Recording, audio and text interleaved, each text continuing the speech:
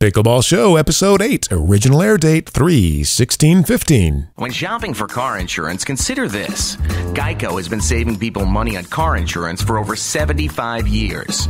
So if you're serious about savings, it's simple. Go to geico.com. After 75 years, they know how to save you money. From Bainbridge Island to the Villages, Pickleball is one of the fastest growing sports in America. Buckeye to Abbotsford, Time out, baby, yeah! Woo! St. George to Rochester, and all points in between. If you've heard of pickleball or you already play it, then you know. This is the Pickleball Show. This is Prem Karno, author of Smart Pickleball, and here's the host of the Pickleball Show, Chris Allen. Thank you, Prem, and welcome to the show dedicated to helping you play better pickleball while having even more fun and meeting new friends who share your passion for this great sport. I'm your host, Chris Allen. We have a special edition of the Pickleball Show for you today.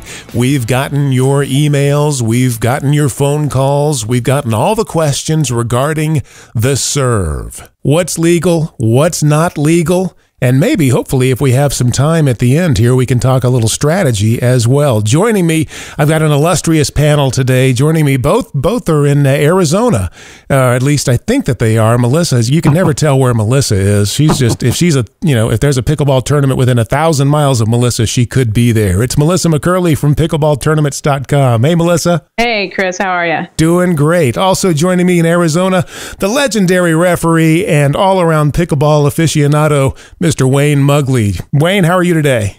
Not too bad, Chris and Melissa. How are you guys both doing? Fantastic, and I am in Arizona, so nice and warm here today. Well, this is a good day to go ahead and tackle the serve, and I want to get rid of these misconceptions. I've heard some really wacky things from different players that I've played with.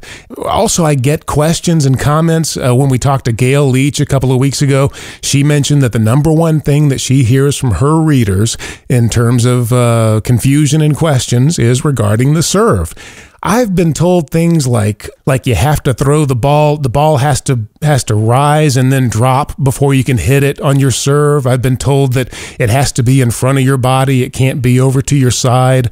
Just really weird things. And I think the serve has sort of taken on little cult status where people are assigning all these rules to it that don't really apply. What have you guys run into? Yeah, well, I was going to say, Wayne, he's probably seen it all in his referee work that he does. But, I mean, I know my serve itself is a little weird. I do the backhand serve, and that one seems to get a lot of controversy. But, I think probably, and I heard Gail talking, she was talking about the sidearm type serve. And I think where people get controversy on it is it's an underhand serve. And I think whether or not you drop the ball out of the air or you contact it as you're swinging through with your paddle, I think the biggest thing here is making sure that you're making contact with the ball under your waist or your belly button when you make that contact, whether you're doing it with the forehand, under forehand serve there, or you're doing it on the backhand type serve. Now, Wayne, have you ever had to actually disqualify somebody for an illegal serve? Not so much, you don't disqualify them. What they do, you call it a service fault. Okay. And of course, the one thing you have to look at, I'm like Melissa, when I'm playing, I serve underhand or backhand also. But the main thing you look for, and like the rule states, it's very simple. It's a little 2-paragraph rule. It states the serve must be made with an underhand stroke so that the contact with the ball is made below waist level. Now, the waist is defined as the navel down. Well, being out there and watching it, or even playing it, I'm not going to go up and it's hard to tell where the navel is. I'm not going to say, somebody pick up your shirt and let me see your navel. You just start poking around. No, I'm not going to do all that. And the other one is if somebody's leaning back on one foot, where is the line? Is it just still parallel to the ground, or is it straight up, is it where the belly button? I think that is the first point of confusion is that waist level is technically considered navel level, because a lot of people, I think they're thinking waist being lower than that, and they might be thinking just kind of like a belt or a waistline or something like that. And sometimes your navel is up above that, so you have a little more room, a little more leeway than some people might think. Well, one of the things you got to remember, like I said, Most people wear loose-fitting shirts. They don't have them tucked in, so you can't use the top of the shorts as the basis or anything like that. The main thing you look for, and this is the one that really, really gets it really for me, is the paddle head, when it strikes the ball, must be below the wrist bone. That's point number 2. The point number 2 is the paddle head must be below the wrist. You said the wrist bone? That's correct. Okay. And it's got to be in an upward motion. Okay, so if you're above the waist and you're in an upward motion with the paddle head below the wrist, you will look so unorthodox and trying to keep that close to your body that it's easy to call. So the paddle head and the wrist are, to me, more important than well, they're both important, but the more important one to watch for in a quick serve is than the waist. The waist is, again, it's the navel below, but I'm not going to ask somebody to lift their shirt so I can see their navel. But the upward portion is you can get down low and you can watch that paddle head. When it strikes the ball, the whole paddle head must be below the wrist bone, and the paddle head is considered above the handle. That's what I look for more than the waist. So if they sidearm it and half the paddle head's above the wrist, that's an illegal serve. Now, a lot of guys, I think, don't want to give up the power that comes with a sidearm, and I think some others, they think that an underhand serve is kind of the sissy's way to serve. Remember growing up playing basketball when you couldn't shoot you weren't strong enough to shoot the ball overhead, you did the granny shot. Remember that when you were a kid and other kids would tease you if you're like, you got to do granny shot, because and I think a lot of guys think that the underhand serve is the granny shot of pickleball. Well, to go back in the history, the greatest free throw player of the whole basketball was Rick Barry, and he shot every free throw underhand, two-handed. Yeah.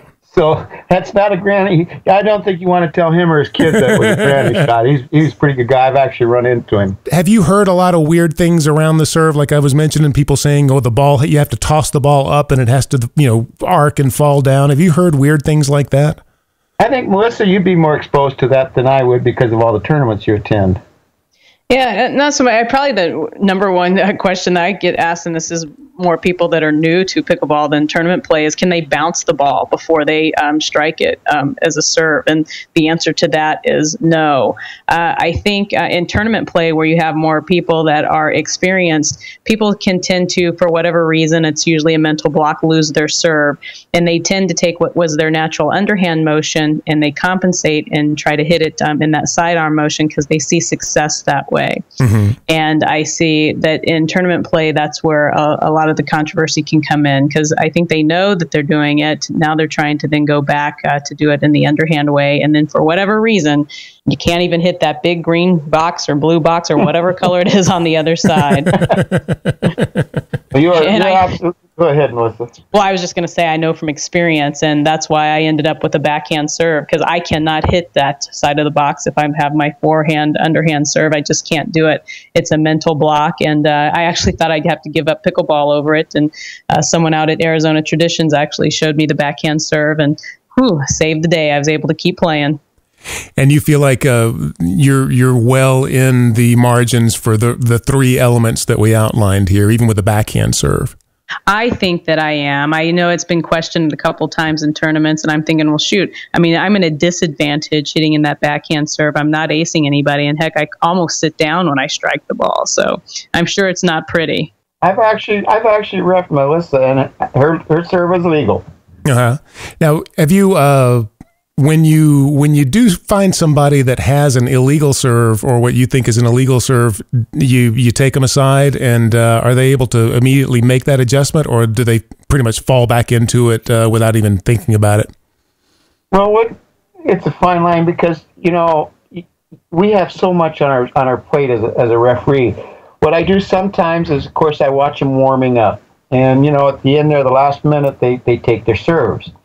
If I feel a person is very close, I'll just kind of slowly walk over and I'll ask somebody from the tournament group, the head of the referees, to kind of come over and keep an eye on it for a couple of times as an outside observer.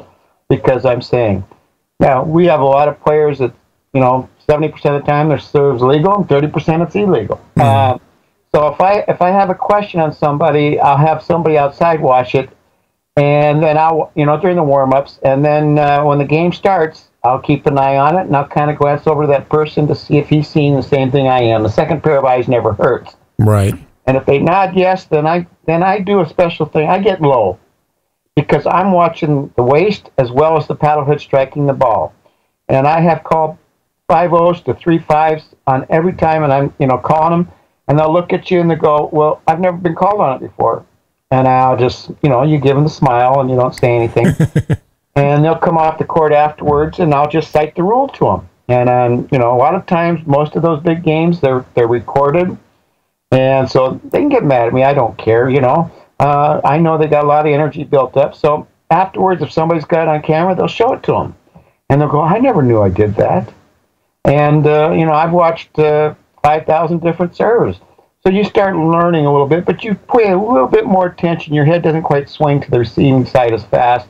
And I usually ask for somebody, like I said, on the outside to check it out. Mm-hmm. What do you think about that, Melissa? Did you know that one? I didn't, but if somebody asked me, and when I'm playing in a tournament, I just have to say, tell me where my navel is. I'm checking into having my navel surgically heightened just so it'll buy me a little extra space there. But, yeah, I mean, they're not going to go that far. But, again, if you guys go out there and try this, and you have an upward swing, and you trying to hit it above the waist, and the paddle head's on an upward swing, that is the most awkward thing there. But if you're bent over, like Melissa and I when we serve backhand, I overemphasize my swing down low. Mm-hmm. There's something most people don't realize, forehand or backhand. They might hold the ball high above their waist and bring the paddle to the ball and serve, thinking that's a legal serve because it's an underhand serve. Mm-hmm. But their arm is out, straight out, and they hold the ball and the paddle comes. That's an illegal serve because it is above the waist. Because the ball is up above their waist. That's correct. Gotcha. And not only that, if you hit it that hard, that paddle head's above the wrist bone. Mm-hmm. So you have a double thing. So those are things you look for. But the rest of that stuff, you only have two criteria. The ball strikes the paddle below the waist, and the paddle head must be below the wrist. All that other stuff about throwing the ball up, and no good. Yeah, that's all just stuff that's just been added on mistakenly. Well, one of the things, too, that I think it causes some confusion is the definition of an upward motion, because some people think that it has to be just directly, straight down to straight up. And you can even, you can have your arm, especially with a backhand serve, you're still going in an upward motion, but you're not, you're not going just straight up and down, correct? Mm-hmm. Well, that's correct. You're overemphasizing it. You're almost turned, you take your step towards, you twist your body, and you go down low. If you don't twist your body on that, if you're not twisting your body as you step forward on the swing, you will go above your waist. Two things I might add, and then I'm going to ask Melissa to comment on it. One, there's a lot of people, though, that have racquetball backgrounds, and just before they strike the ball, it looks like it's going to be a side aim, they break their wrist downwards and hit underneath. The paddle head actually goes underneath the wrist, but it all happens so quick. The second thing is your listeners tomorrow, when they go out and want to confront somebody, don't confront them directly, because there's nothing worse, and I've seen it happen. I think Melissa probably has too, 100 times. If you think somebody, and they're a friend, and you think their serve's illegal, film it. And then you can explain it to them very simple. Mm-hmm. Use your GoPro and go film it. That's good advice. Sounds good. What do you think, Melissa? Yeah, no, that's excellent advice that Wayne is giving there, because a lot of times people can't see or feel, I guess, what they're doing based on what we can actually see. And I think that I've seen a lot of the players that look like they might do that sidearm type serve, and they may have another paddle sport background like racquetball, and then that wrist just breaks down and comes up in that underhand motion, keeping the paddle head below the wrist bone, like Wayne was saying, and then it just naturally comes through. So for the most part, I think people understand and are doing a pretty good job at keeping a serve legal. And usually the people who get out into that illegal areas when they start to have some sort of struggle with the serve and are just trying to find a way to get it in. Well, it's a little anecdote for you, because I've been around the game a long time. I used to be a forehand server, and I had a hard serve and everything else. And one game I lost it. I missed 17 straight serves. My partner was laughing so hard he fell on the ground. And he was just, because, you're right, it was a 100% mental. Mental break. And I tell you, almost every pickleball player has that. So, like you, a friend of mine from Traditions, and I'm not going to say names, but he'd been serving backhand for years. And most people don't realize the backhand serve is the most natural serve. I went to it. I've never gone back. And like you, I cannot serve forehand if my life depended on it because my mind just goes, Well, I tell you where the biggest disadvantage is, and it is if you're in a venue in which you're having to play in a windy conditions. It is very difficult to hit that backhand with that wind resistance and really get it inside the other end of the court. And I did learn. I played some indoor pickleball back in January, and the ball indoor is just heavier. And so if you're going to go with the backhand serve, you better work on that forehand muscle, or else you're going to be real sore at the end of that tournament. Yeah, the backhand serve hitting into the wind is, you got to hit it twice as hard as you do forehand, that's for sure. That's right. Now, I think we've boiled this down into a good 3-step rule to remember, and I think it might be something along the lines of down, down, up. If you can remember those three things, down, down, up, that number one, the ball must be down, contact with the ball down below your navel. Number two, the paddle head must be down below your wrist. And then number three, the motion of your arm must in some way be up. And if you can remember down, down, up, that's it. What do you think about that? I think it's excellent. And I think that's a good way for people to remember. And, I don't know, Chris, if you wanted to add, because Wayne's someone good to have here for this, is not only the motion of the serve, but you get a lot of questions as to where can I be standing when I serve the ball? Yeah, yeah, that's true. I have heard that as well. And what's the official rule on that, Wayne? Well, go back to many times we've talked about playing in contact. Number one, your foot can be over the inline. One foot must be on the ground. Your foot can be over the inline when you strike the ball, but it cannot be in contact with the court at any part of the court. So you can be taking a step across the baseline. You can be in mid-step when the ball contacts the paddle, but your foot cannot be touching the court past the baseline. That's correct. It's contact and playing. The other one that I've actually had to call here recently in a couple of the tournaments, and because people want to get a wider swing at the ball and you have a little bit more angle you can get on the for the serve, is their foot is outside the sideline. And it's on the ground, and when they touch the ball, if it's outside the sideline, it's the same situation. That is a foot fault also. And that goes to the same thing to the middle of the center line. So the outside line to the middle of the center line on the baseline is you have to be inside that scope when you hit the ball.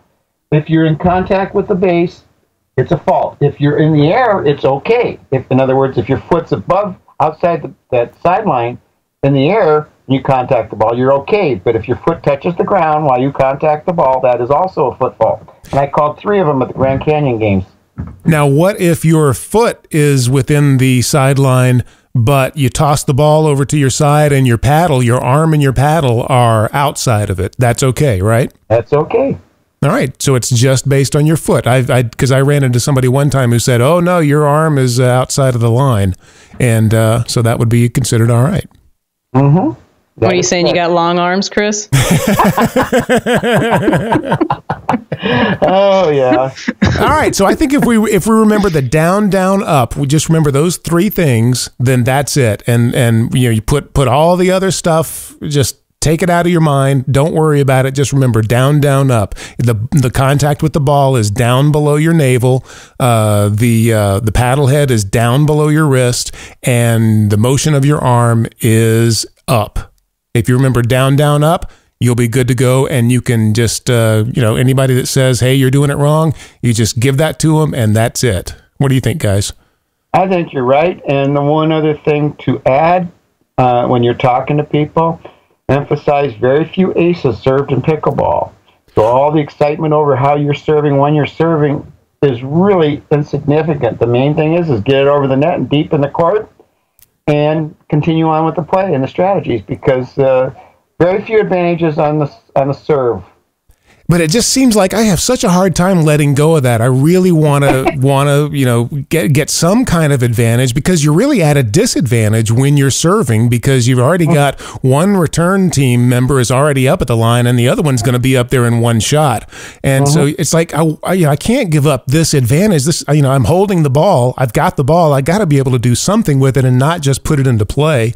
And I keep wanting to develop some sort of a strategy to just, even the playing field a little bit. Okay, Melissa, asking the same question I'm going to. Are you a slammer, Chris? No. So it really doesn't matter, because that third shot you're going to be back there anyway. Yeah. Yep. I guess there's too much tennis in me. I just can't let go of trying to get some advantage on the serve. Yeah. Well, you could try your strategy with the maybe position of your serve, right? To kind of that higher lob, maybe deep on the baseline toward the backhand. See if you can challenge yourself to see how much precision you can put into that particular serve. And another one that I saw recently is then also being able to do almost like I'll call it a drop shot serve, a soft loopy serve that goes just beyond the kitchen line into the corner, that causes your opponent to have to run up to the ball and can't do a whole lot with it once they do that. And it kind of puts you in a good position as the serving team to then be able to get yourself a pretty good shot back over, whether it's your own drop shot or with it being a short shot, being able to get you some power back down the middle. Yeah, that does. And also it opens up a nice hole if they run around, to try to refrain from hitting a backhand. A lot of times they'll run around and it gets a nice wide gap there between the two players. That's right. So that's an excellent philosophy if they're stacking too, and they're stacking low. Yeah, I haven't played, I guess, with any teams that are so advanced that they go into the stacking routine. I think we should do like a whole other show devoted to stacking and the advantages and disadvantages, because it seems like more and more teams are adopting it. So you think it's the wave of the future, Wayne? I really do, because mixed doubles and the men's doubles, there's always one player that's a dominant forehander, and they want him on the left-hand court, if they're right-handed. And it also, if it's left-handed, it keeps, there's a couple philosophies. You can keep both forehands in the middle, and then you play the switch back and forth. You do the shift. There's all kinds of stuff and a lot of it comes off that serve. Well, we'll save that for a future episode, and thank you again so much, Wayne Mugley and Melissa McCurley from pickleballtournaments.com. I think that we've made some headway here, and we've put a lot of the misconceptions to rest, and hopefully you'll go out tomorrow and have an even better, more confident serve. Thank you, guys. Thank you, Chris, and thank you, Melissa. Yeah, thank you both, gentlemen. Enjoyed it. Tournament update next on the Pickleball Show. When shopping for car insurance, consider this. Geico has been saving people money on car insurance for over 75 years. So if you're serious about savings, it's simple. Go to geico.com. After 75 years, they know how to save you money. Number 1 in iTunes again this week in the amateur sports and recreation category, and that is thanks to you. This is the Pickleball Show, and one thing better than having Melissa McCurley on the show is having more Melissa McCurley on the show. Take it away, Melissa. Hey, Chris, thanks. And today we're going to start in the Midwest, where we have the Big Dill Pickleball Tournament in Billings, Montana. Tournament director there is Christopher Watts. The tournament's April 17th through the 19th. This is a double elimination skill level tournament, and they're going to have doubles and singles in this tournament. Deadline is April the 13th. So don't miss this big deal in Billings, Montana, and get signed up for the Big Deal Pickleball Tournament by April the 13th. All right, sounds good. We're going to stay, Chris, in the Midwest, where we have the 2015 Spring Swing in Loves Park, Illinois. The tournament director there is Tony Cabo. It's April the 18th through the 19th. This is a double elimination skills level tournament. They are also going to have doubles and singles. Registration deadline is April the 7th. Some events for this one are already full, so if this is one on your list, you're going to need to get out there today and see if you can still get you a spot. So those folks up in Illinois are raring to play, aren't they? I've seen them. I think they play in the snow, too. They're pretty diehards up there. Go show these guys and girls some love up in Loves Park, Illinois, and get on out there. Cool. Where else are we headed? Well, we're going to dart up to the westernmost part of Canada, where we have the Burns Creek Leos Charity Pickleball Tournament. It is April the 18th and April the 19th in Burnaby, British Columbia.